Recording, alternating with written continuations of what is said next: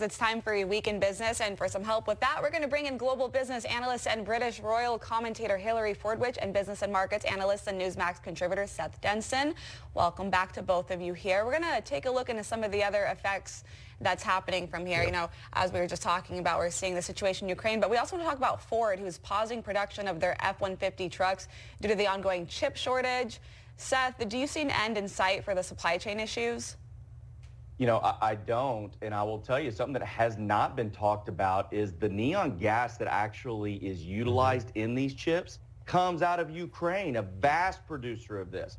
So this is only going to exacerbate the chip problem as we move into things. The continued inflation, the crunch on the energy supply, oil, gas, all of this, as more is going to be pulled potentially out from Russia and from maybe other suppliers, that's just going to impact that even more. So I do think that the energy supply and these other raw materials and some of these other things are going to continue to exacerbate the problem we have on supply chains. Well, Hilary, you know, we've seen the rising prices at the pump for quite some time now, but we had Jen Psaki come to the podium the other day and said that there may be, you know, everyone's going to have to pay in some perspective here, and there may be a bump in energy cost here at home. Obviously, everything has to get to the market, and it all uses energy to get there, so that increases the price on everything. What do you think the breaking point, though, for the American people where we really start to suffer maybe even a recession at some point?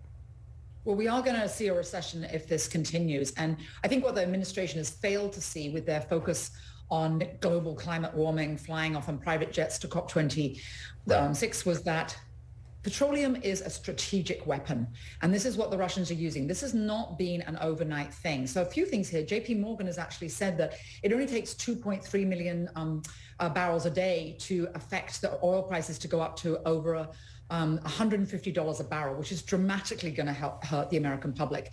And right now, Russia actually produces 5 million barrels a day. So all they have to do is that has to only be by half. And I think, to your point, what is the breaking point for the American public? When gas starts going to over $7 a gallon, you will start to see people at the pump who, that's one thing that every single American feels. That's why Biden has come out and blamed the American oil companies, saying it's price gouging. No, this is because we have been focused on global warming, shutting down the Keystone Pipeline, shutting down those oil reserves, and making sure that the U.S. oil, we're now dependent on external oil supplies. It has been a foolish policy, and that's one of the reasons for this. That will cause the American public to break. You know, Seth, going off of what Hilary is saying about how we're forced to rely on other people, do you think that there will be a transition to rely on America?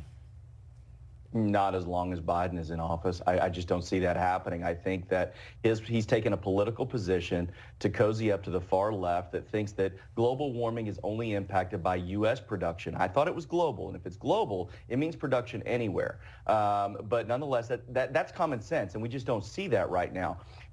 The United States could end this conflict over the next few hours or even as much as days if they would just flood the market with U.S. energy. We have plenty of it. We are a net importer. And by the way, nobody has still explained why we are still buying 10% of that oil from Russia. Right. From Russia.